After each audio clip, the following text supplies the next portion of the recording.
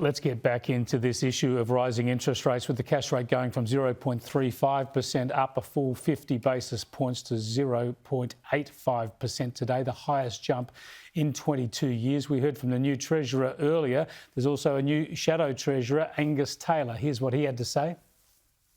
The most important thing a government can do to contain interest rates and to contain inflation is to contain its spending.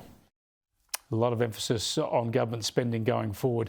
Joining me now from Sydney is the Head of Australian Economics at the Commonwealth Bank, Gareth Aird. Gareth, thanks for joining us again. Was this a bigger jump than you were expecting? G'day, Chris. Look, it was, and it was a bigger jump than almost everyone in the market was expecting. There were a couple out there that picked a 50 basis point move, but pretty much everyone else was split between them doing 25 basis points, which they did last month, or 40 basis points, which they had considered last month.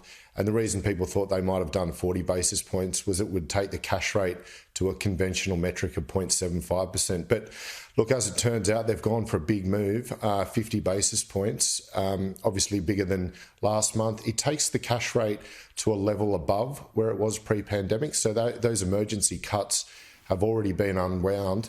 And I think the move today is going to come as a big shock to many, many households out there who are under the impression until not that long ago that rates weren't going up until 2024 at the earliest, which is what the central banks was saying.